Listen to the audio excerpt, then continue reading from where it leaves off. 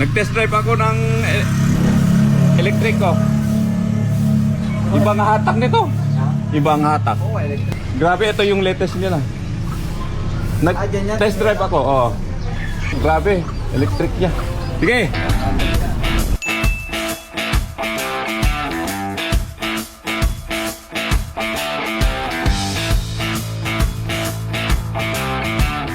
Yo, what up man? I'm your Richie Boy, DB Boy aka Boss Kilo nga pa pala ng Ilagan.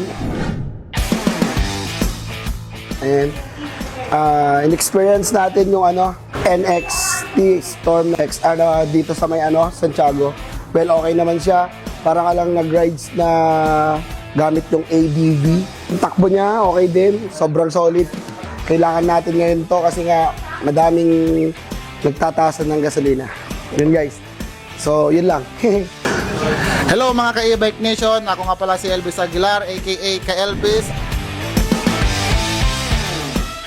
Nasubukan natin mag-test drive ng Storm XR at grabe, makakatipid ka sa gasolina kasi ngayon ang mahal-mahal na ng gasolina. Ito electric, wala kang gagastusin at saka yung takbo.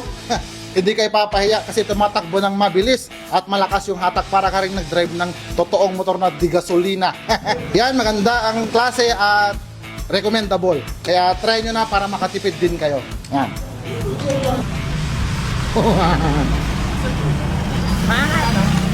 Ayos, ayos. Hi guys, sama ko nga pala si Jonathan Clavero, aka Uncle Dog. Ang experience ko guys sa pag-aangkas dito sa Storm XR, dito sa NXT Isabela ay napakaganda guys.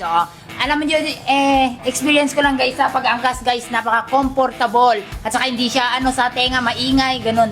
At saka napakaganda pa guys, napakabilis. Kaya kung ako sa inyo, Storm XR na kayo dito sa NXT Isabela. God bless you.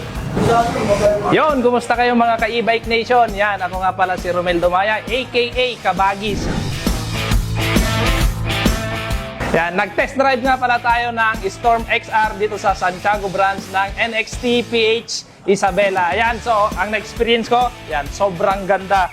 Ang bilis-bilis niya, para ka rin nakasakay sa totoong di gasolina na motor. Yan, kaya ano pang hinihintay nyo? Dito ka na sa NXT Isabela. Okay, ako nga pala si Edgar Dumanes, taga Tiaga Isabela. First time kong try na e-bike at maganda siya, lalo na yung XR. Malakas sumatak, saka stable siya. Kumbaga balance yung speed niya sa bigat niya.